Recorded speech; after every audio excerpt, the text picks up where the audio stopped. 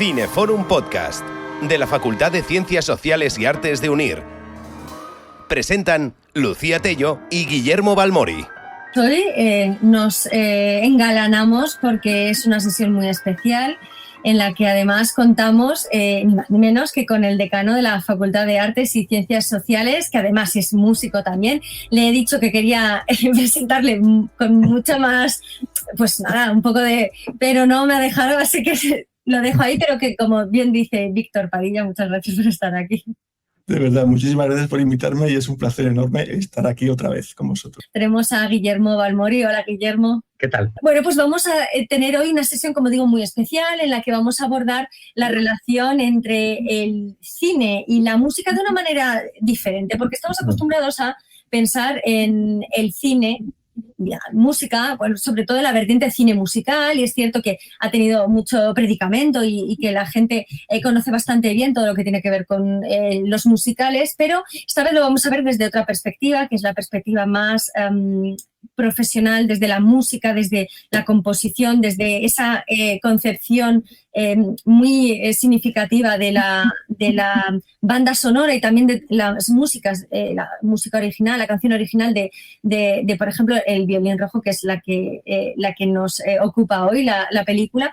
Y en ese sentido vamos a intentar ir un poco más rápido porque vamos a ahondar en muchos aspectos. Bueno, de François Girard, que es el director, no voy a decir mucho porque va a ahondar en ello Víctor, simplemente que es un director canadiense que además es muy prolífico no solamente en sus tareas como director, que por ejemplo seguramente mucha gente ha visto Seda, que es la película más conocida de Girard, sino también como director operístico, director de escena, porque de hecho es muy dado a hacer óperas de temas muy extraños y de piezas también, por ejemplo, el proceso de Kafka, estoy pensando, algunas, el Novecento. Quiero decir que tiene unas versiones muy, muy curiosas y es bastante subversivo y además muy talentoso. Recordemos que esta película se llevó el Oscar a la mejor banda sonora original. Que además en esto, como digo, va a ahondar muchísimo más Víctor. Así que vamos a pasar, si queréis, a hablar de la hipnosis y luego vamos a hablar un poco de la relación entre el cine y la música desde esta perspectiva que estamos analizando. Básicamente, la película se mueve en distintos espacios y en distintos momentos, ¿no? En primer lugar, lo que vemos, lo más cercano, es al profesor Moritz, que es pues un experto, no solamente tasador y experto en historiador en los violines, sino que también es un investigador profundo y tiene la idea de un casi ya mítico, un violín mítico, que es el violín rojo, no solo por lo curioso de su barniz, sino también por la perfección de su sonido, ¿no? Y entonces de pronto en una subasta en Canadá aparece un violín rojo y están todos intentando saber si ese es el mítico violín rojo que de hecho realizó Niccolò Busotti, pues 4 siglos antes, en Italia. Y Busotti estaba muy, muy influenciado y sobre todo muy enamorado de su mujer Ana, que está embarazada en el momento en el que transcurre su acción, porque como digo son 5 escenarios, 5 países, todo diferente. Tenemos Italia, tenemos Austria, tenemos Reino Unido, tenemos tenemos Canadá, o sea, tenemos un poco de todo, porque ese violín es casi como la muñeca viajera de Kafka, ¿no? Que se va de un lugar a otro. Pues en este caso el violín rojo pues ha viajado a numerosos lugares, entre ellos después de Italia viaja a Austria, donde es tocado, en realidad sigue en Italia porque el niño está en un orfanato llevado por monjes que le dan un violín y se dan cuenta que es un portento con ello, y entonces lo que pasa que, no voy a decir spoilers porque yo soy muy dada a los spoilers, pero desaparece el violín, o sea que no se queda con el niño, o el niño no se queda con el violín, y entonces acaba pasando a otro espacio, otro momento, después de que es cogido por unos cíngaros y llega a Reino Unido, a Oxford, donde es tocado por también otro portento de la música, que tiene una amante, y de ahí también hay un conflicto, es que tiene muchas subtramas, no vamos a entrar en ellas, pero de ahí desemboca en que acabe, y yo creo que lo de los cíngaros toca en este momento, que van trasladándolo y al final llega a Asia, donde está, bueno, pues en la China también, en el punto de la revolución cultural del país, y entonces, bueno, pues al final recala en, como digo, en Canadá, donde se ha estudiado, y acaba la subasta. Bueno, vamos a ver, unos temas fundamentales así a pinceladas. La pasión por la música es obvio que vehicula esta película, del mismo modo que también lo que tiene que ver con la investigación musical, también todo el negocio y todo lo que es utilitarista dentro de este arte, como en todos los artes, obviamente, y también el talento y la vocación, pero sobre todo es una oda al violín. Y esto es importante porque a lo largo de la historia ha habido películas en las que se ha realizado una oda no solamente a la música en general, sino a determinadas profesiones musicales, a determinadas acciones dentro del contexto de ese desempeño profesional, y también a determinados objetos, por decirlo de alguna manera, instrumentos convertidos en objeto casi de culto dentro de una cinta, ¿no? Y de ahí empieza la primera película, Guillermo, Sueño Dorado, que de hecho va en desorden. Sé que no es cronológico del todo porque la siguiente es antes que esta, pero bueno, ha quedado así ordenada. Sueño Dorado, Guillermo. Bueno, muy brevemente, porque como la película objeto es el violín rojo, bueno, hemos cogido, Lucía, y una serie de películas, digamos, relacionadas con la película principal, y bueno, que también nos apetecía un poco comentar, bueno, en su parte más melómana quizá, ¿no? O sí, su parte curiosa, ¿no? Hay algunas que tienen esa parte curiosa con la música. Este Sueño Dorado a mí me gusta mucho porque, bueno, aparte que es la película que descubrió a William Holden, vemos aquí a Barbara Stanwyck y a Dolph Menjou, trata un tema que creo que es interesante en la música, y es esta parte de, digamos, estas personas que tienen talento. Pasa un poco como el niño de la película, ¿no? El niño de la película era un niño huérfano que tiene un talento desmesurado, que tiene un talento impresionante, y como a veces, como en el caso de la película, es bien guiado, ¿no? Que encuentra, porque por mucho que tengas un buen talento tú para desarrollar, si no encuentras quien te ayude a desarrollarlo y no tienes el entorno para poder desarrollarlo, pues se puede quedar ahí el talento, porque no se te va a favorecer ni lo vas a poder desarrollar. Fruto Dorado me recordaba un poquito a esta película, sobre todo a la historia del huérfano, porque es la historia de un chico de los barrios bajos, que lo que hace es que es un virtuoso tremendo del violín, trabaja fenomenal el violín, procede de una familia italiana que es una familia humilde, muy humilde, viven en Nueva York, estos inmigrantes que estaban en las zonas peores de Nueva York. Y entonces el padre, como ya sabéis que en Italia pues la música es, vamos, lo principal para muchas familias, el padre está dispuesto a sacrificarse todo lo que haya que sacrificarse para que su hijo, en vez de trabajar, se dedique a ejercitar el violín, mientras que sus otros hermanos tendrán que trabajar en trabajos, digamos, mucho más desagradables o más duros, y puedan ayudar a este otro hermano a desarrollar su carrera como violinista. El problema de esto es que, claro, el entorno familiar a él le favorece este arte, pero el entorno, digamos, social de los barrios donde él vive con sus amigos y demás, tiene esa dicotomía de que, por mucho que sus padres le quieran ayudar en este arte, el entorno de sus amigos lo que son es, entre comillas, unos macarras de barrio, que en aquella época, en los años 30, pues eran los chicos estos de la Gran Depresión, los Dead Kids, que llamaban, ¿no? Los chicos del callejón sin salida, los chicos de los callejones, digamos, de Nueva York sucios y polvorientos. Entonces él... es verdad que tiene esa sensibilidad que ejercita con la música, pero a la vez tiene esa parte macarra o esa parte barrio bajera que también quiere desarrollar, y que sus amigos, digamos, le incitan a ello. Con lo cual va a utilizar las manos, esas manos maravillosas que él tiene para tocar el violín, que son prodigiosas, también las va a utilizar para boxear, porque es muy buen boxeador. Entonces, de alguna manera, esa parte creativa, esa parte sensible la va a desarrollar con el violín, pero esa parte barrio bajera, esa parte que también le atrae y le gusta, va a boxear. Y le atrae lo mismo el boxeo que la música. Su padre no quiere que boxee, porque evidentemente cuanto más boxeo, más se va a dañar las manos y va a poder tocar peor el violín. La película es muy dramática porque al final lo que hace es que se convierte en un gran boxeador, pero cuanto más boxea, menos va a poder tocar el violín, es decir, que esa parte, digamos, sensible, esa parte artística, va a acabar sacrificada en pos de otro arte, que al fin al cabo el boxeo también es un arte, no sé, según un deporte arte, hay gente que lo considera un arte, ahí sería más complicado, pero hay gente que lo considera un arte, desde luego un deporte es, y al final se dará cuenta de que una cosa le impide la otra y esa parte sensible, melómana, musical, va a verse perjudicada porque al final se va a destrozar las manos en el boxeo y un talento que podía haber sido fantástico, un poco como el niño de la película, que muere cuando podía haber empezado a desarrollar esa historia maravillosa y ser ese genio. En esta película pasa lo mismo, cuando él podía desarrollar, las manos ya no le van a responder, se ha destrozado las manos y no puede ejercitar esa labor. La verdad es que somos muy de spoilers en general en este Cineforum, pero es verdad que el niño muere, sé que no es el final, pero es uno de los puntos más dramáticos de la película del violín rojo. Rapsodia de Juventud también está relacionada con el violín, Guillermo.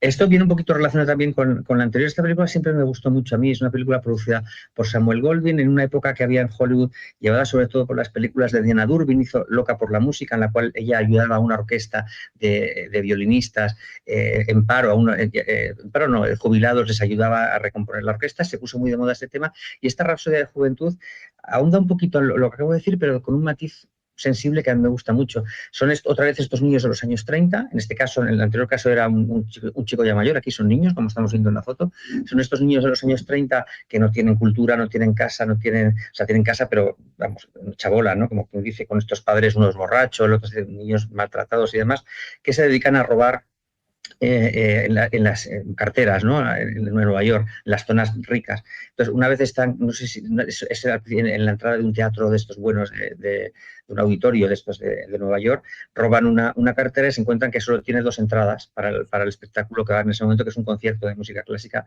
de violín, ¿no? Entonces, dicen, vaya rollo, no quiero entrar aquí, no sé qué, y al final, bueno, como lo tienen, pues entran.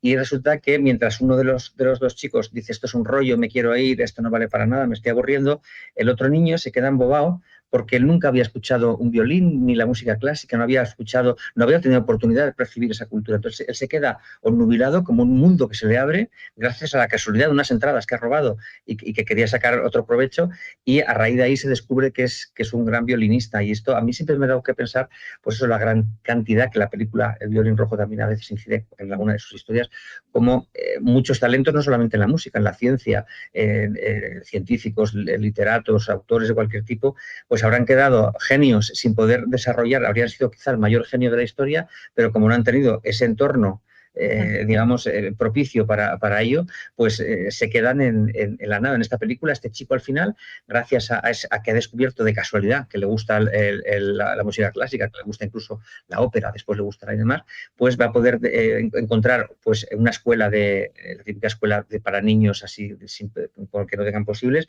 va a poder desarrollarse y va a ser un gran violinista, y no solamente un gran violinista, sino un gran creador. Creo que sale Stokowski en la película, también le apoya.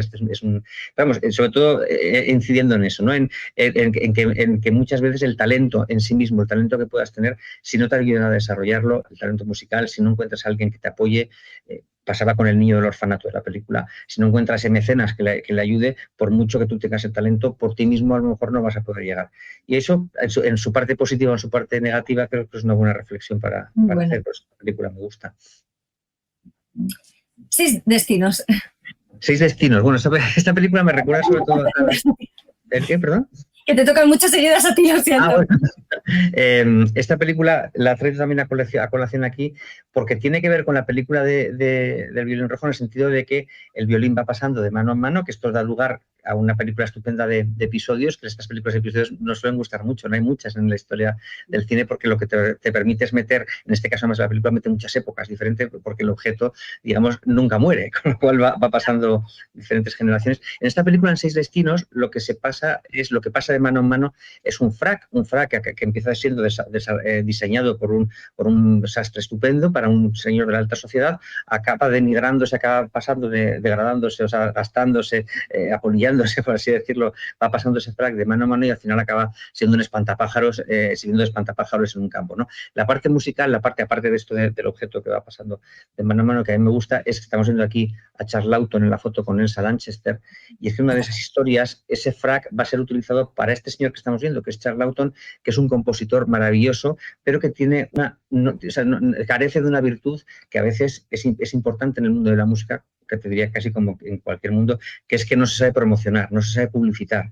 Esta persona que como no sabe relacionarse, ni sabe darse bombo, y es muy tímido y demás, pues no prospera por eso. Al final logra acceder a una audición con el gran maestro de la música, le da esa oportunidad y dice, bueno, le voy a dar a usted esa oportunidad, pero mañana por la noche o esta noche va usted a debutar dirigiendo usted su propia creación como director de orquesta en un teatro importante, no sé si es de Londres o Nueva York, no me acuerdo ahora. Y entonces él, como es muy pobre, no tiene que ponerse, alquila este frac que no es de su talla, le va pequeño, y entonces en el momento en el que él va a ejecutar va a dirigir su propia obra, todo emocionado, está feliz, está contentísimo, empieza a levantar las manos para poder dirigir, y entonces empieza a rasgarse el frac, por aquí se le rompe por debajo de la axila, se desgarra por atrás. La gente, en vez de estar pendiente de la obra, que es maravillosa, que es estupenda, que está estrenando, está fijándose en como si fuera un payaso que se le está rompiendo, y entonces empiezan a reírse. Y está también rodada por Julien Duvivier, que es un director francés que en ese momento estaba en Hollywood, huido de la ocupación nazi. Y en aquel momento, pues, Charles Laughton se ve un plano de su cara que está emocionada, empieza a llorar de angustia porque está viendo que su obra, que era la gran oportunidad de su vida, se va a ver malograda por ese frac que se le está rompiendo. Al final la película tiene esta historia acaba de una manera muy bonita porque al final este señor, digamos, creador, que este mago de la música que le ha aceptado para que haga ese concierto y demás, lo que hace es que ve, al final la gente, claro, se está riendo, al final como la obra es tan buena y la obra es larga, la gente se calma, empiezan a escuchar la obra y entonces al final, en un momento dado, cuando están aplaudiendo, este protector suyo se quita a él. El chaqué y lo raja igual que ha rajado, se le había rajado a Charles Laughton el suyo, y todo el público empiezan los hombres a levantarse y a rajar su chaqué digamos, solidaridad, ¿no? Y para hacer entender que esa obra ha triunfado. Es una escena muy bonita hecha por Julien Duvivier, y bueno, es un poquito que me traía a colación con eso del paso, ¿no? de un objeto, en este caso. Es verdad. La ninfa constante. La ninfa constante ahonda en lo que es la musa, ¿no? La musa, los creadores su musa, ¿no? No sé, musos, imagino que también habrá. En este caso es una obra, un libro que la verdad es que es estupendo también. Es una autora, no recuerdo el nombre, cómo se llama la autora, y bueno, viene a indagar en eso. Es una historia romántica muy bonita estamos viendo aquí a Jean Fontaine y a Charles Boyer. Charles Boyer es un compositor que se ve atascado, que no encuentra, digamos, esa musa que le pueda inspirar. Y esta niña, porque aquí ella hace de niña, se lleva mucho, es un amigo de su padre, y ella sabe desde muy pequeña que están destinados el uno para el otro, que se tienen que amar el uno para el otro, pero ella es muy pequeña, no puede, digamos que ha nacido demasiado tarde ella o demasiado pronto él para encontrarse esas almas desde su sentido romántico, pero también la película aboga por ese sentido de inspiración, es decir, ellos dos son los que van a poder crear una música estupenda, ella le va a inspirar a él, ella lo sabe, y él no es capaz de verla a ella como algo romántico, con lo cual tampoco, digamos, la ve como esa musa que ella debe ser. Al final, según ella va creciendo, él incluso se casa con otra mujer y demás, pero va descubriendo con el tiempo que efectivamente que ella tiene razón y ambos van a crear, por fin van a poder, digamos, unir ese talento tanto amoroso como de inspiración de la música. Bueno, la película tiene un concierto además compuesto por Erich Wolfgang Korngold, que dicen que es el gran músico de la historia del cine. Probablemente decían que sería pues un Mozart. Lo que pasa es que la Segunda Guerra Mundial hace que tenga que huir de los conservatorios de Centro Europa, irse allí y a Hollywood, perdón. Y esta obra, pues la que compone para esa película, como otras muchas, está considerada una de las grandes obras. Tiene incluso un aria compuesta. Es una maravilla como está y tiene esa influencia, ¿no? Un poquito esa historia de la musa. Que en el caso del violín rojo sería la mujer también del violinista, un poco, claro. No tanto el compositor, pero también. Claro, es que de hecho es la que inspira ese violín rojo totalmente. La siguiente película es Canción Inolvidable. Ahí están eso, lo de las fechas, pero bueno, Canción Inolvidable de Charles Vidor, ni más ni menos.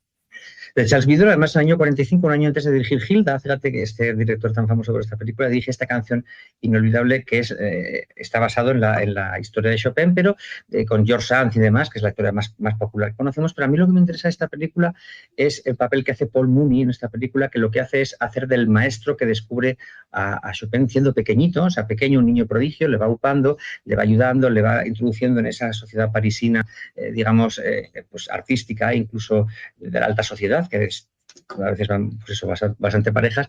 Y luego ocurre es que esta película lo que hace es indagar en esa parte que se da mucho, o se puede dar, te iba a decir en los músicos, pero que se da también a todos los niveles artísticos, en escritores, en actores y demás, y es que según este niño, este chico tan talentoso, en este caso, claro, Chopin, va relacionándose con la alta sociedad francesa, entre ellos con George Sand y demás, pues va, digamos, alejando de sí a ese maestro que lo que quiere es que siga desarrollando de su talento y siga profundizando en esas virtudes musicales que él tiene. Sin embargo, es, digamos, el oropel y todo lo que es la fama y la vanidad y demás, pues le va a ir, digamos, apartando de esa parte más artística, incluso acercándose, entre otros, a George Sand, que lo que quieren es que él siga componiendo, pero no de una manera tan pura como quiere su creador, sino de una manera más popular o de una manera más a la moda, y llega a haber ese conflicto entre la persona que quiere que desarrolle ese talento puro de una manera más pues eso, más técnica o digamos más espiritual incluso, y él se va a ir viendo arrastrado por la parte, digamos, más mundana, ¿no? de toda esa sociedad francesa, y bueno, y al final pues es esa lucha entre esas dos corrientes que hay muchos artistas la tienen y tienen que luchar contra ella. La película está muy bien reflejado. Y la gran pasión, que además se muestra también una lucha, pero de otro tipo. Estamos viendo además aquí la escena, es una película de Fran Borzaga, es una película de las películas más melómanas que yo he podido ver nunca, sobre todo de cine clásico, porque se centra sobre todo en el concierto número 2 para piano y orquesta de Rachmaninoff, y prácticamente lo tocan y tocan, o sea, lo cortan muy pocas veces, es decir, hay planos, secuencias muy largas de este concierto, cosa que, como sabéis, en el cine, sobre todo clásico, no se tendía a hacer. Se ponía un trocito, aquí exploran y lo tocan de diferentes maneras, lo tocan con un sentido del humor, con otro, y vamos viendo cómo la pieza puede ir cambiando. Y aquí se produce, y lo estamos viendo en esta escena, esta fotografía es de esa escena. Esto es un señor que es el típico director de orquesta, muy egocéntrico, muy digamos, que se cree que es el gran, bueno, que se cree es que lo es un gran maestro, pero es muy engreído y muy pagado de sí mismo, y conoce a esta chica que es la que está aquí tocando el piano, y entonces lo que hace es prepararla de una manera muy concienzuda, a veces hasta cruel. Bueno, en muchas películas se ve esto, ¿no? Esa manera, digamos, que tienen los genios de incluso machacar, ¿no? a su discípulo hasta que llegue a la perfección. Y yo me imagino que vosotros esto, que sobre todo Víctor, que se dedica a la música, pues será más tener más conciencia de esto. Yo nunca había visto esto en una película, me chocó mucho, y es que hacen un duelo entre el que dirige y la pianista, un duelo bastante desagradable, diría yo, a ver quién puede más con la música. Es decir, él está, es verdad que ella es su creación, ella es la chica que ha creado, pero de repente ella, aunque no se quiera revelar, es tan buena que él la está percibiendo mientras están ejecutando el concierto. Ella, además se oyen las voces de fondo de los pensamientos de ellos, es diciendo, ¿por qué me está haciendo esto? ¿Por qué me quiere humillar? ¿Por qué quiere, con todo lo que yo le he creado y he hecho sobre ella, por qué ella está, digamos, batiéndome, ¿no? ¿Por qué me bate con la música? ¿Por qué me está retando con la música? Está tocando de una manera que me está retando, y ella lo percibe también. ¿Por qué me está dirigiendo la orquesta para retarme, para oscurecerme? Es una especie de batalla dura entre dos músicos, digamos, por cada uno, digamos, quedarse con la victoria de esa batalla, pero yo nunca había visto una escena en la cual se diera una batalla musical de una manera, además, muy enfrentada, muy a mala baba, diría yo, y muy iba a decir violenta, pero no lo es, pero sí es una manera bélica, ¿no? Una manera bélica de poder enfrentar la música en el mismo concierto. Pero ¿cómo puedes establecer una batalla musical por querer prevalecer tú? Yo además, como entiendo, Víctor, de esto sabrá mucho más. Esto no sé si se puede percibir, la gente que sabéis mucho de música, el pianista está queriendo anular al otro o está, digamos, queriendo brillar más. Yo no soy tan experto como para poder hacerlo, pero en esta película se muestra y creo que es muy interesante. Bueno, a ver, duelos musicales siempre ha habido a lo largo de la historia. O sea, Además, aparecer en películas. Por ejemplo, el duelo que aparece en la película de Mozart contra Salieri, por ejemplo, ¿no? También hay un duelo musical en el que de alguna forma Mozart ridiculiza a Salieri y tal, ¿no? Entonces, a lo largo de la historia siempre ha habido. Y también, bueno, podemos encontrar incluso pues, en conciertos. O sea, por ejemplo, los conciertos, Rachmaninoff es muy virtuoso, ¿no? Este tipo de conciertos, ¿no? Entonces, entiendo que puede surgir esta lucha. Pero es más, yo creo que entre intérpretes como tal. Un director de orquesta frente a un intérprete es un poco más raro, ¿no? Que es lo que tú comentas. Pues es lo que se ve en esta película. Yo lo recomiendo para verla porque a los que os gusta la música es muy curiosa y tiene estas partes realmente curiosas, sobre todo para una película de esa época que no se solía mostrar estas cosas tan específicas, ¿no? Pues lo que os iba a decir, es verdad que deberíamos haber cogido también la de Milos Forman, porque Salieri y Mozart, es verdad, en Amadeus se ve muy claro, pero a pesar de que parezca extraño eso del director mientras está tocando, luego veremos en Y Plus que también sucede.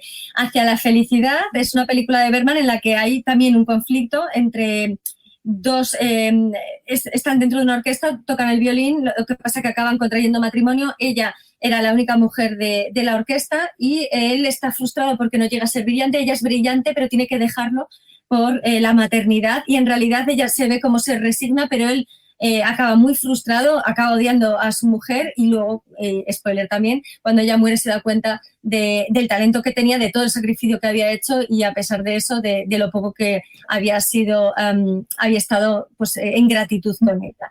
Guillermo, te toca a ti una de mis favoritas, ya tengo que decirlo, pero por pura iconoclastia, ¿no? Los 5.000 dedos del Dr. T. ¿En qué consisten estos 5.000 dedos?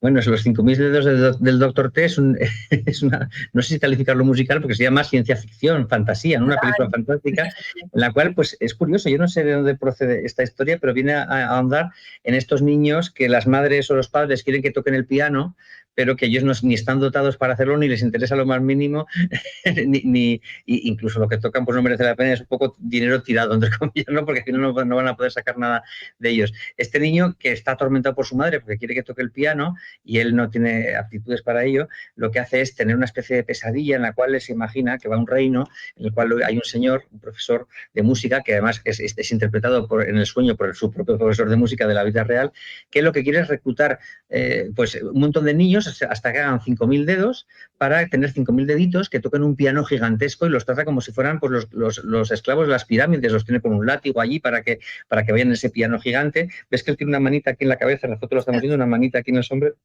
Esa es como la asociación de los niños del Dr. T este, ¿no? Y bueno, incide un poco en el tormento, ¿no? Que puede poner para algún niño el hecho de que sus padres se empeñen en que toque música, además, que muchas veces, evidentemente, da lugar a genios, como hemos visto en las otras películas y en las otras, pero era por aportar esta otra parte de esos niños que no les interesa, no tienen buen oído, o que no van a dar nunca de sí, pero quizá ahora es menos común, pero sí que es verdad que antiguamente, me refiero a décadas atrás, incluso siglos atrás, era como que te da categoría que tu niño tocase el piano y que decías que tocase cuando había pues auténticos, pues eso, falta de talento total. Y este de los 5.000 dedos de Dr. T, que es una película de culto, una película de ciencia ficción musical, así por así decirlo, es muy curiosa, además tiene aquí no sé por qué la foto es en blanco y negro, pero tiene un colorido espectacular y es francamente curiosa y esa parte musical pues es una rareza, ¿no? Una rareza dentro del cine, del cine no musical, pero sí del cine de instrumentos. Eso es. Uy. Se nos ha ido.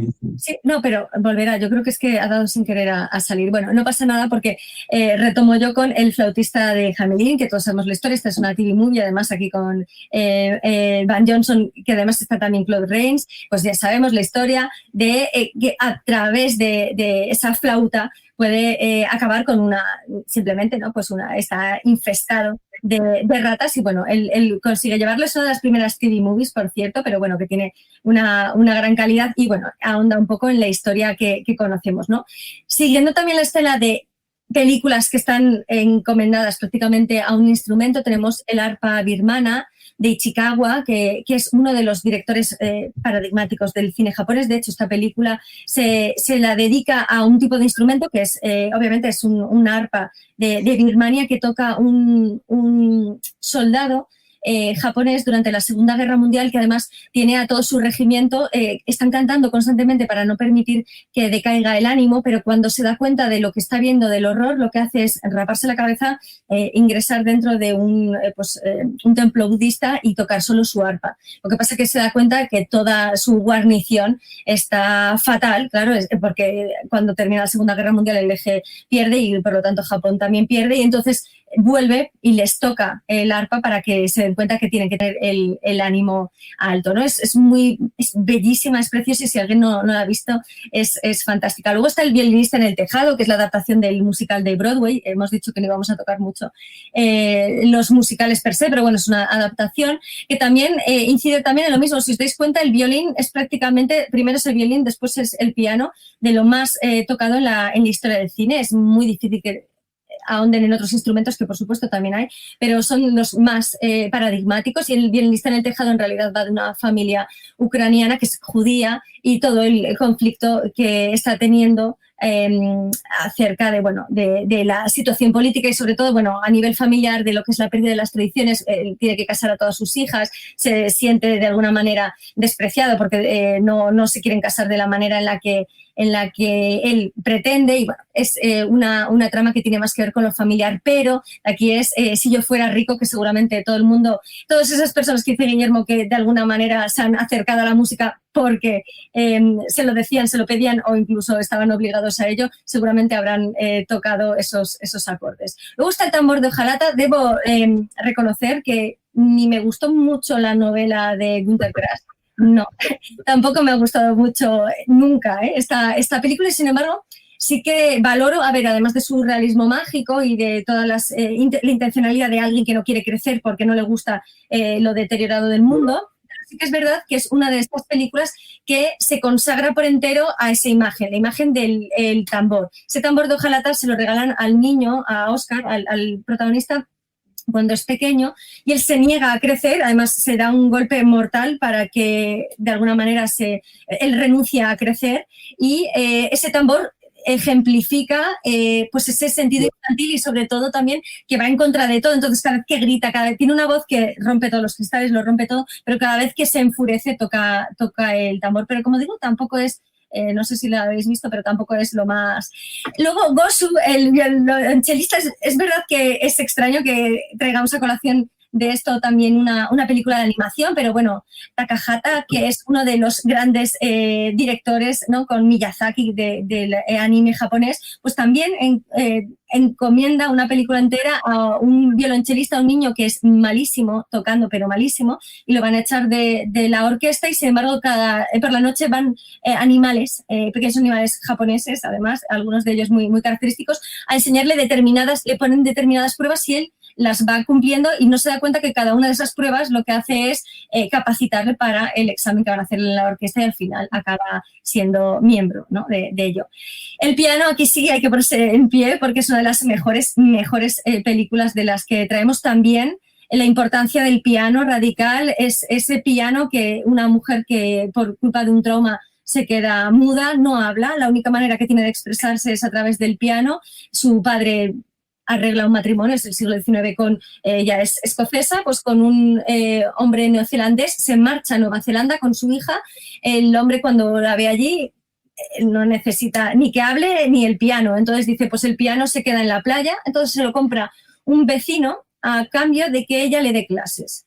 La cuestión es el romance que está entre ese vecino y ella y el piano, que tiene muchísima importancia, y la venganza que tendrá su marido. Y seguramente, lo conocéis, pero Michael Nyman, que es el creador de esta maravillosa banda sonora, que es icónica, y que si alguien no ha visto esta película o no ha escuchado su banda sonora, por favor, es fantástica. La pianista, si veis el piano, la pianista, ya es Michael Haneke, ya es otro entorno completamente diferente, es una profesora vienesa, un poco reprimida a primera vista, y hay un hombre que se enamora, que se siente muy atraído por ella, un joven, y al acercarse a ella para que le enseñe también el piano, porque es realmente brillante, se da cuenta que ella tiene unos gustos unos románticos muy específicos, y entonces empieza a haber ahí una lucha bastante importante en la que las lecciones de piano y la capacidad de ella, el piano, pues se contraponen también a sus nulas capacidades pues emocionales. Y es muy interesante, es muy Haneke, tampoco os voy a engañar.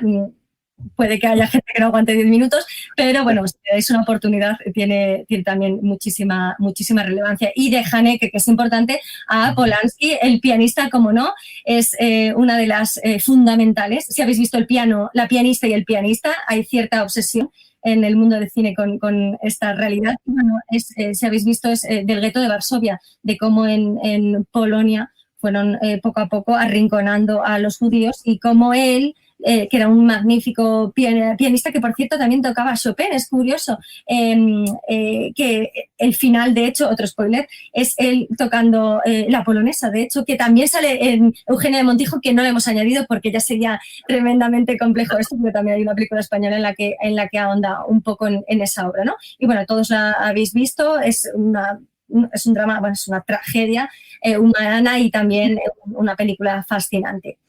Y White Plus, que era precisamente lo que os estaba contando, que La Gran Pasión. Es ese chico que forma parte de una banda que está en primero de jazz, que quiere ser brillante en la batería, y tiene un director que es muy complicado, tan complicado que les agrede, les parte la cara, les hace que sangren, o sea, es tremendamente violento para que ellos sean perfectos. Él acaba trastornado, el chico, y sin embargo acaba teniendo pues, un desarrollo musical increíble, hasta que al final reta a su director, y entonces comienza a tocar fuera de tiempo y en un lugar totalmente inesperado, hasta que el profesor acaba cediendo y bueno, le da de alguna manera pues la virtud de decir, bueno, sí, vales para mi banda. O sea, es muy enfermizo también, de Damien Chazelle, pero bueno, White Plus es espectacular. Sí, claro, la batería sí es real, sí que lo hace Teller, que es el actor. Y nada, ahora mismo ya,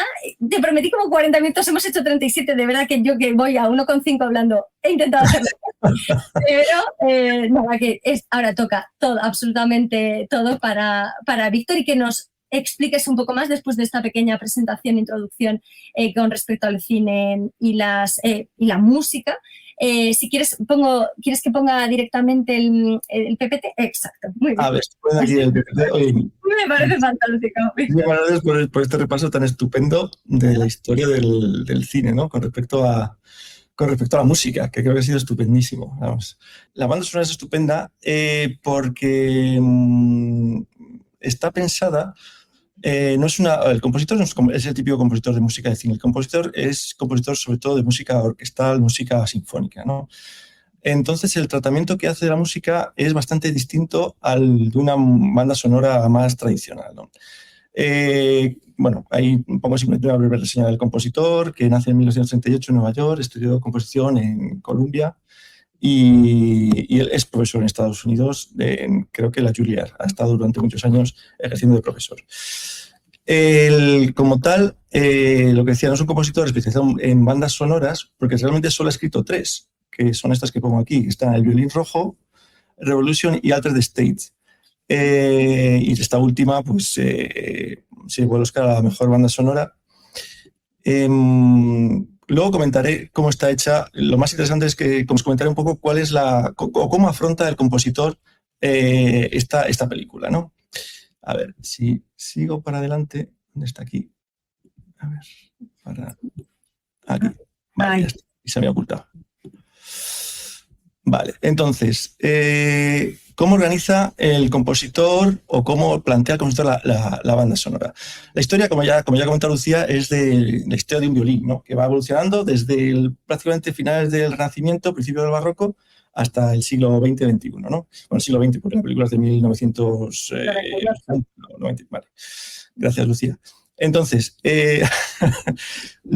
como se lo plantea es, bueno, la música tiene que ser música de época, ¿no? Entonces, se lo plantea como música barroca, final del Renacimiento. Entonces, lo que emplea como base de toda la banda sonora es una chacona. La chacona es un género que se usaba bastante en el barroco, que consiste en un bajo ostinato, un bajo que se repite, o una armonía que se va repitiendo a lo largo de una composición. Entonces, lo que hace es esto, es una armonía que va repitiendo constantemente. Y luego utiliza lo que es el leitmotiv, es decir, una melodía recurrente que va modificándose en función de las épocas en las que va evolucionando este violín, por donde va pasando este violín, ¿no? Pero siempre con la misma melodía y fácilmente reconocible, con lo cual forma un hilo conductor fantástico de todo esto, ¿no? Entonces, podemos reconocer, luego veremos fragmentos de esta misma cuando están pues con el niño Caspar, que es el niño que toca el violín, o cuando llegan los cíngaros, o cuando llega el virtuosismo en la época del romanticismo, y luego incluso en el siglo XX, cómo hace modificaciones de este tema, ¿no? Entonces, lo que voy a comentar simplemente en qué consiste lo que decía esta chacona. ¿Qué es una chacona? Pues la chacona, aquí traigo un ejemplo de música de Parcel, que no tiene nada que ver con esta obra, pero para que nos hagamos idea. No sé si oye el piano. Fenomenal, de verdad, muy bien, qué bien. Vale. Entonces, he marcado aquí este bajo para los que no sepáis leer una partitura, no hay ningún problema. Lo que he marcado aquí son las notas del bajo, que es un bajo cromático, que es muy típico de la chacona. En este caso, el compositor gorigliano va a usar un bajo, pero y una melodía que en lugar de ser cromático descendente, es decir, que va poco a poco, esto es lo que vamos a escuchar en el Lamento de Dido, de Henry Purcell, él lo que va a hacer es ir ascendiendo, y luego lo veremos en la partitura. Entonces, en este caso, tenemos un bajo que es este aquí,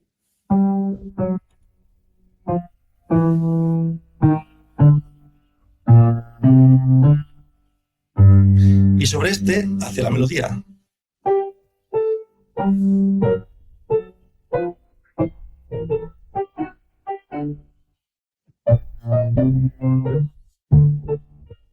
¿Vale? Pero el bajo es el mismo, seguiría otra vez.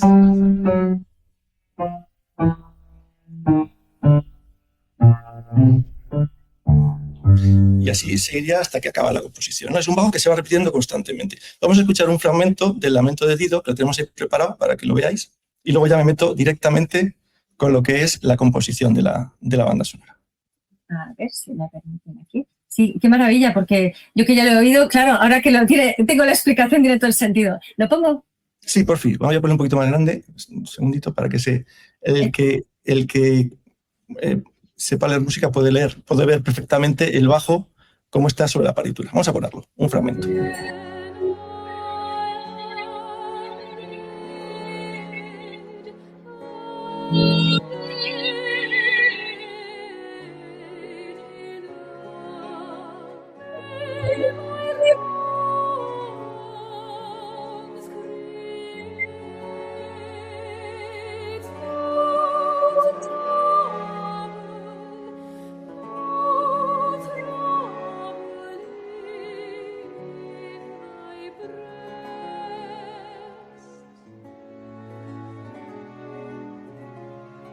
Tercera repetición del bajo.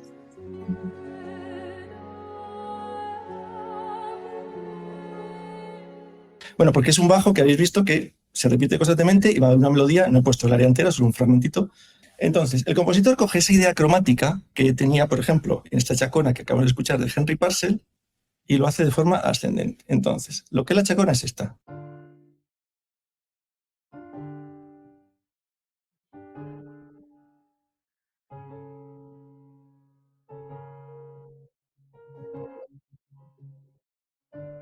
Entonces, fijaros que lo que tenemos es una melodía que va progresando cromáticamente. Fa, sol, sol sostenido, la, si bemol, do y al final re. ¿Vale? Sobre una pedal que solo se mueve cromáticamente, pero nos da una idea. Esto nos recuerda un poco, no es una armonía típica del barroco, pero nos recuerda mucho al barroco, que es lo que juega constantemente Corigliano, ¿no? Y sobre todo por este movimiento de este doble puntillo. Pa, pam, pa, pam, pa, pam. Entonces, esta idea nos recuerda mucho a lo que son oberturas barrocas, de Lully, etc. Él coge lo que es la melodía leitmotiv del tema de Ana, ¿no? Que es fácilmente reconocible, sobre el que va a ir cambiando constantemente. La melodía es una melodía que es esta.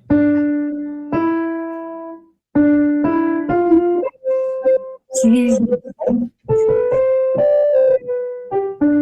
Vale, entonces esta melodía lo que hace es este bajo, que es el que hemos escuchado anteriormente, que es...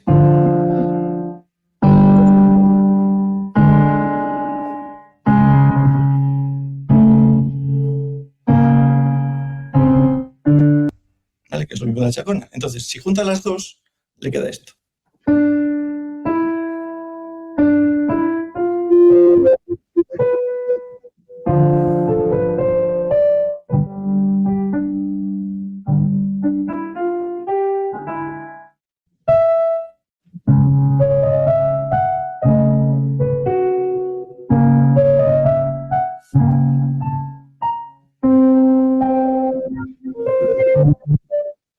¿Vale? Entonces, ha juntado lo que es esa melodía que nos la va a repetir constantemente con modificaciones. ¿Vale? ¿Se entiende la idea? Fantástico. Entonces, vamos a escucharlo, no por mí, sino vamos a escucharlo en algunos fragmentos del tema. Vamos a ver cómo comienza esta chacona al principio. Vamos a poner el primer fragmento. ¿Lo pones tú, Lucía, por fin? Sí, espera un momentito. Voy a apartar esto un momentín, ¿vale? Y ahora mismo lo volvemos a traer. Aquí. Lo voy a poner un poquitín más alto porque veo que sale bajito. Pero me decís si está demasiado desvirtuado, ¿eh? ¿Viste la chacona?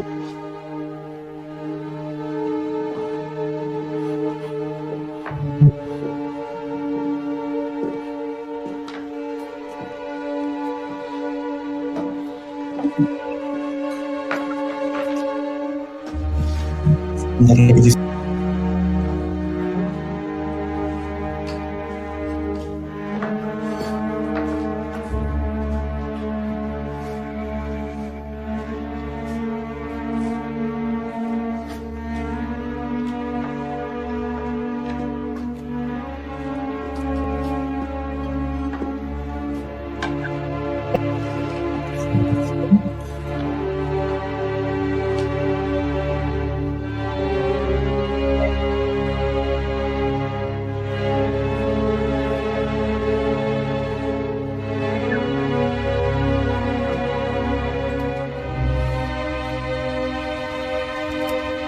Aquí ha presentado simplemente la chacona, ¿no? Como tal, no está el tema de Ana.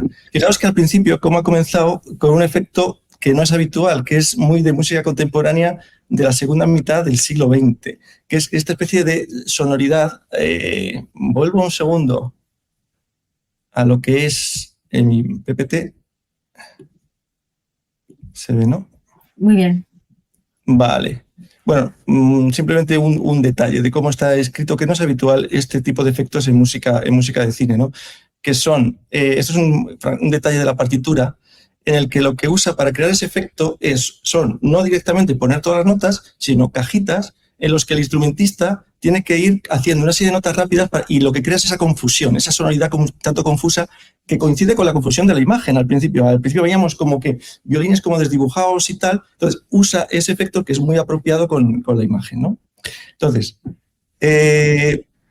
vamos a ver otro fragmento en el que aparece el tema de Ana, pero aquí pasa de música diegética a no diegética, que es un concepto que se usa mucho en el cine, es decir, música que está, o que, por ejemplo, cuando vemos un violinista tocando, pues es música diegética, porque es música que vemos en la imagen, o música no diegética, que es cuando aparece una música que nada tiene que ver, pero que acompaña a esa imagen, ¿no? Entonces, en este caso, lo que vamos a ver es este tema de Ana, primero con música no diegética como fondo, y después aparece ella cantando. Entonces, entendemos que es ella cantando desde el principio, ¿no? Vamos a ver este ejemplo que es muy bonito. Violín rojo. Empieza a sonar aquí. Y el precio de salida es $250.000. Hay muchas personas interesadas, así que comencemos. ¿Quién tiene una oferta? 260.000. Buenas noches, señor Selesky. 270.000. El cliente de su... Aquí canta el violín, no se entiende muy bien por qué este cambio de repente, ¿no?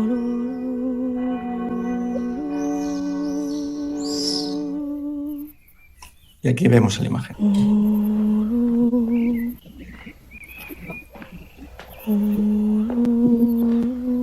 Señora. Bueno, aquí introduce ese tema de Ana de esta manera, ¿no? Y hace esa conexión entre este violín y Ana, con lo cual lo que es sin esta banda sonora, es decir, sin esta melodía conectándose, es muy difícil realmente entender esta secuencia. En este caso, lo que vamos a ver es cuando el luthier, ¿no?, el marido de Ana, está pintando ese violín de rojo. Entonces, es un efecto que parece como si fuese música diegética, como si no está tocando ese violín, pero lo está pintando. Pero al pintarlo es como si cantase el violín también, ¿no? Me parece un efecto también muy bonito. Vamos a escucharlo.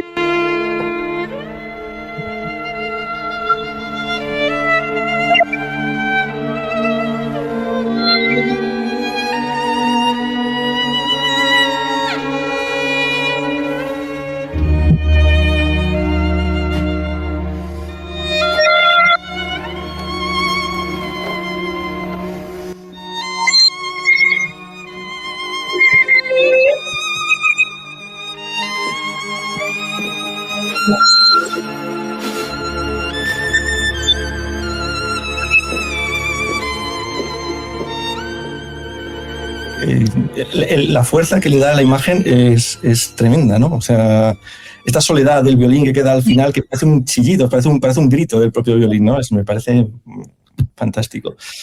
Vamos a poner fragmentos de... Hasta ahora estamos en la misma época del violín, ¿no? Estamos en ese final del Renacimiento, principio del Barroco, con una música muy adecuada, pero vamos a ver cómo va evolucionando en algunos fragmentos la música. Entonces, en el siguiente que vamos a escuchar, vamos a ver el tema de Caspar, ¿no? O sea, Caspar, cuando hace una audición en el que, bueno, el niño coge el violín, ¿no? Le llega a él el violín y bueno, pues está en un monasterio y el niño toca el violín para delante de unos monjes y demás, ¿no? Entonces, la melodía que toca, vamos a escuchar que las primeras notas son el tema de Ana como tal, pero como si fuese una suite barroca compuesta por Bach. Voy a poner primero la suite de Bach, o sea, lo que es la sonata en sol menor de Bach para violín solo, BWV 1001, lo voy a poner, vamos a escuchar un fragmento y luego vamos a escuchar lo que toca. Entonces, fijaos que lo que ha hecho aquí Corigliano realmente parece una obra de Bach, o sea, es tremendo. Sí. Vamos a escucharlo. Lo primero que vamos a escuchar es de Bach.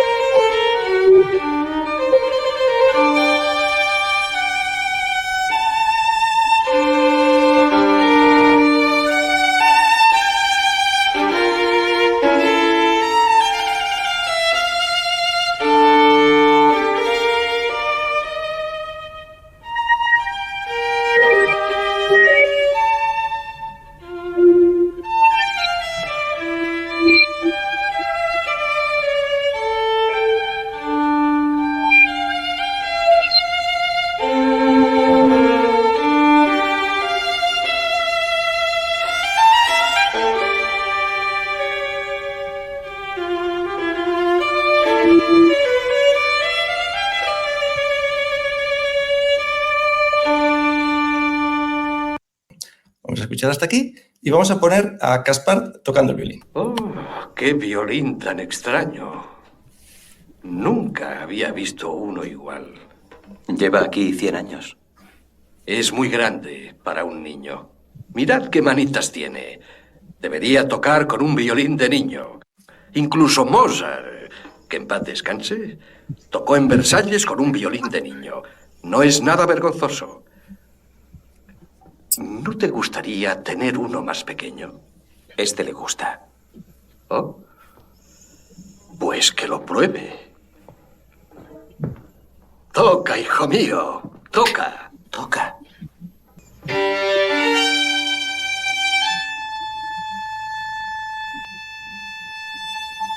Escucha las primeras notas.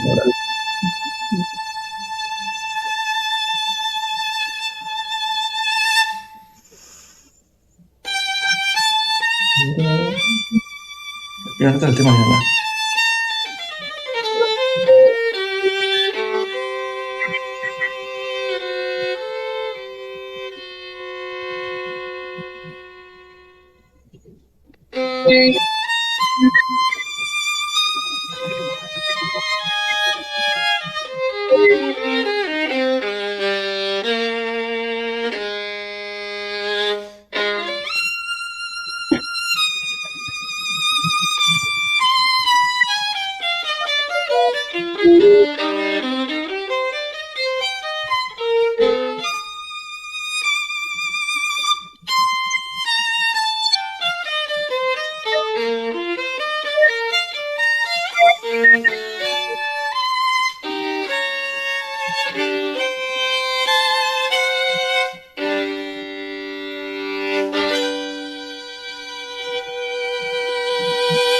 Bueno, lo que os decía, vamos a escuchar ahora qué es lo que hace Corigliano cuando este violín es capturado, es robado por unos cíngaros. Entonces, claro, acordaos que el tema de Ana era...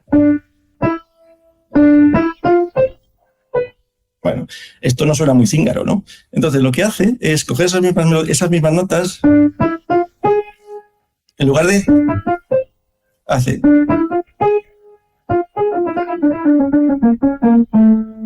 Es decir, lo que está usando es decir, una escala menor con el cuarto grado alterado. Entonces le da el lugar, o sea, le cambia completamente, aunque usa notas reconocibles, ese comienzo es reconocible, en lugar de... pero le cambia completamente el carácter. Vamos a escucharlo sobre la imagen. Además he usado otro efecto que es muy curioso, que no sé cómo se llama, Lucía, esto en cine, que es cuando esta imagen está fija y el violín está exactamente fijo y va cambiando los músicos, pero el violín se queda... Sí, es curioso porque es verdad que utiliza uno que es como el principio de Tiburón, que es el principio de Vértigo, ¿no? Con una dolly que lo ponen, pero en realidad lo que hace también es mantenerlo pivotando siempre a la misma distancia de la cámara. Y de igual, sí, tiene una mezcla de muchos efectos. Me gustó mucho para que se vea ese movimiento a través del tiempo. Me gustó.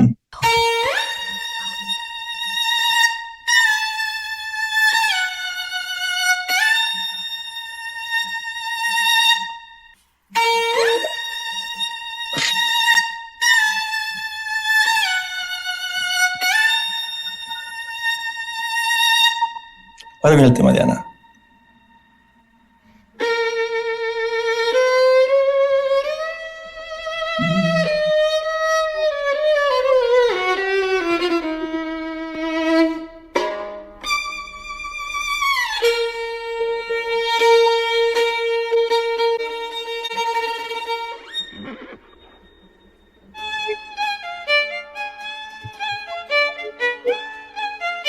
¿Dónde va el símbolo?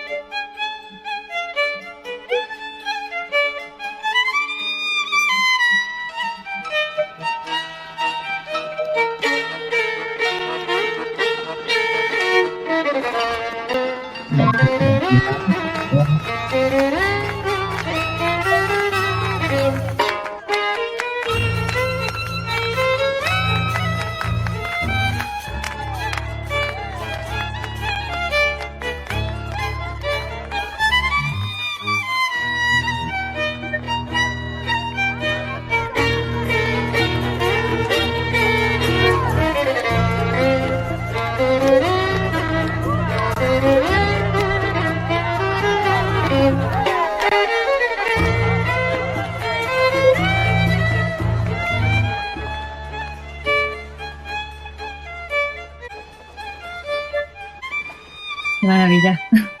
Bueno, esas notas. Bueno, me gustaría poner dos fragmentos más, que es uno cuando el viaje a China, ¿no? Este violín viaja a lo que decíamos anteriormente, a la revolución esta que hay en China. Es el principio de toda esta parte, ¿no? en la película.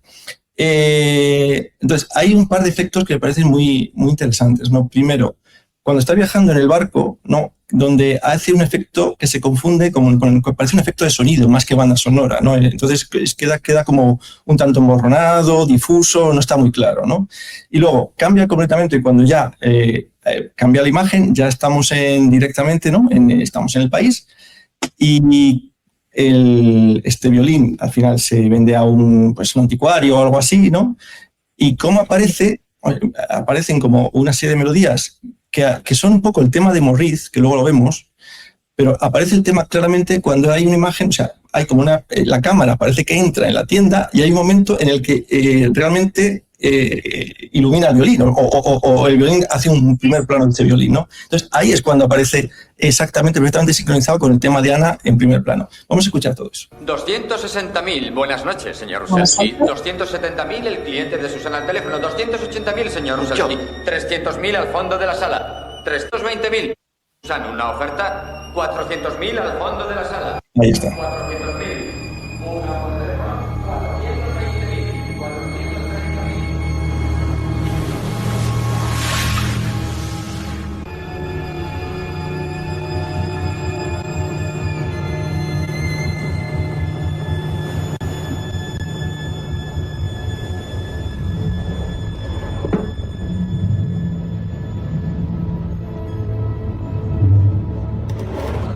Mezcla las unidades con el ruido del barco.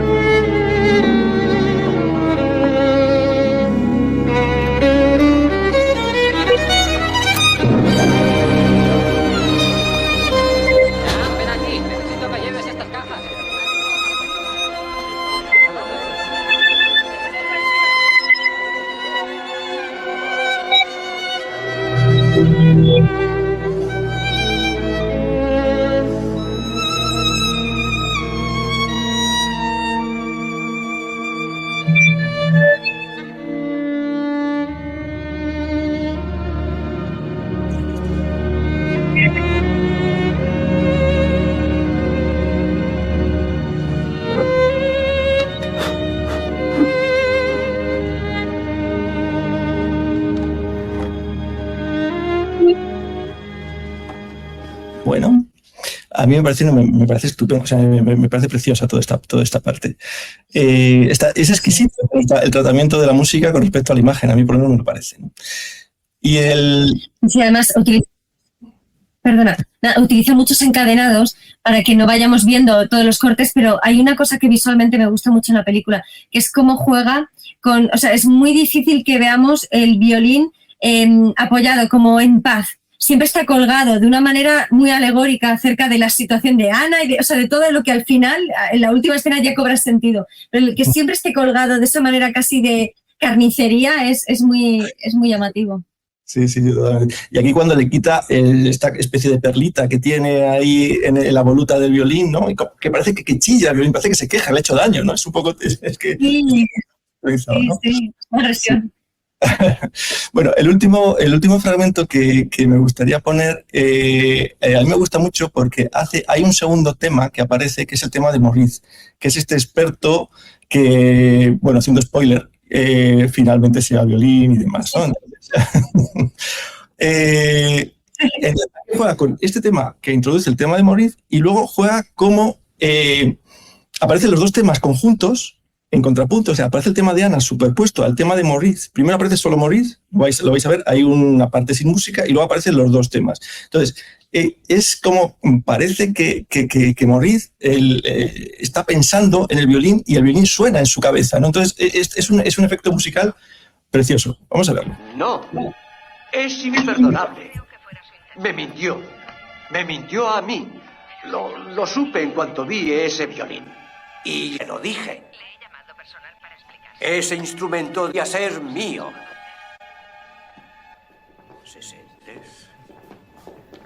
Es un pelín más adelante. Y empieza el tema de... A ver... La imagen se queda parada. Déjalo que pase. Sí.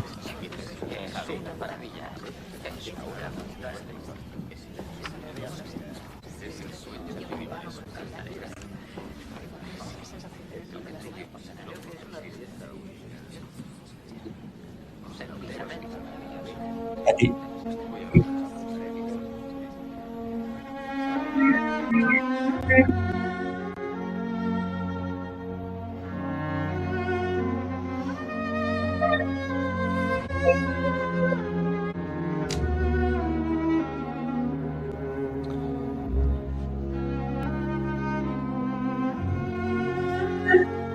Damas y caballeros, la Casa Duval les da la bienvenida a este gran acontecimiento. Deseamos dar las gracias al gobierno chino por habernos confiado esta maravillosa colección de instrumentos y también a nuestra colega, Madame Leroux, que ha organizado y hecho posible esta subasta. Claro, muchas gracias. Y antes de empezar, permítanme recordarles que las condiciones de venta están en la primera página del catálogo. Ahí está todo especificado. Supongo que no tendrán ningún problema. Y si lo tienen, consulten el catálogo. Y no voy a leerlas en voz alta, pues considero que todos... Ahora comenzaremos con el lote número 1, que aparecerá a mi derecha. Un precioso cello francés. El precio de salida, $10.000. $10.000.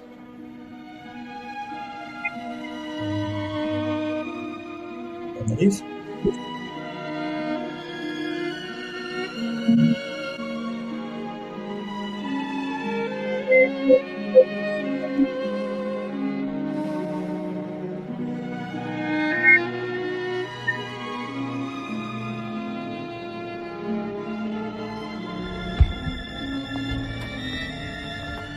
¿Lleva algo más? No. ¿A qué aeropuerto, señor? Dorval.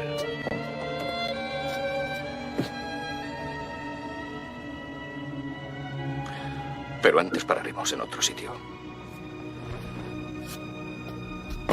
Bueno, no sé si se ha escuchado bien, pero si tenéis ocasión, escuchad bien ese fragmento porque me parece estupendísimo. Vamos. Es los dos temas, pero que no casan bien. O sea, contrapuntísticamente no, o sea, armónicamente no casan bien, pero crea un efecto sonoro que realmente como si te crea incertidumbre, porque no se sabe muy bien qué va a pasar. Está el violín que está sonando por ahí, está este hombre que está pensando en el violín y armónicamente no es algo que funcione del todo, pero está a propósito hecho. Me parece, no sé, muy curioso este fragmento. Y bueno, esto es un poco lo que quería en torno a la música de esta película, que desde luego es excepcional. Pues muchísimas gracias. La verdad es que yo creo que la gente se ha debido quedar impresionada. Yo reconozco que después de tanto tiempo, viendo los fragmentos, escuchando cuando cuando Víctor me mandó sobre todo a Bach, es que pensé, o sea, ahora lo entiendo todo, ¿no? Entiendo a qué alude, entiendo cómo, o sea, porque las influencias son increíbles. Muchísimas gracias, porque además, Víctor, siempre que vienes es una masterclass impresionante, elevas nuestro conocimiento y también nuestro espíritu, o sea que te lo agradezco infinitamente. Qué lástima que Guillermo se haya tenido que ir porque a él también le encanta la música, te lo aseguro, y le habría encantado estar hasta el final. Y bueno, si quieres añadir cualquier cosa o si alguien quiere hacer alguna pregunta, por favor, ahora que tenéis aquí el experto, aprovechad, que luego ya va a ser más complicado. O sea, reconozco que a mí me encanta esta banda sonora y creo que está bien hecha, ¿no? Es que además es que es fabulosa la película, todo cómo está guiado, todo. Con la imagen y en cada momento está muy, muy elaborada. Muchísimo. Y bueno, también tengo que recordaros que va a estar alojado en CREAS a partir de mañana ya lo vais a tener en creas.unir.net. Todos los cineforum están ahí, que muchísimas gracias porque sé que lo veis, y muchísimas gracias también por venir cada mes. El mes que viene tenemos a Enrique, por cierto, viene Enrique Ferrari a hablar también de cosas de ética, o sea que lo bueno es que siempre tenemos un experto para hablar precisamente de su temática, pero quería, Víctor, agradecerte que hayas venido, que además que sí que tú también tienes ahora mismo muchísima presión y tienes también que irte, pero gracias por este ratito que nos has dado, que ha sido fabuloso. De verdad, gracias. Muchísimas gracias, la verdad es que es un placer estar siempre aquí con vosotros, yo me lo paso pipa, o sea que yo encantado de que me invitéis, muchísimas gracias. Reconozco que yo también, o sea que vas a venir muchísimas más veces, no porque sea un atraco, sino va a ser consensuado, pero te vas a venir más veces, por favor. Y nada, bueno, a todos los demás, en serio, que si tenéis alguna cuestión o lo que sea, también incluso si queréis dejarlas en CREAS al final, os acabaremos respondiendo. Lo dicho, Víctor, gracias por todo, ha sido un placer. Un placer estar aquí. Muchas gracias. Nos vemos mañana, por cierto. Un beso a todos, hasta el mes que viene, a ti, hasta mañana. Hasta luego a todos, gracias. Cineforum Podcast, de la Facultad de Ciencias Sociales y Artes de UNIR. Presentan Lucía Tello y Guillermo Balmori.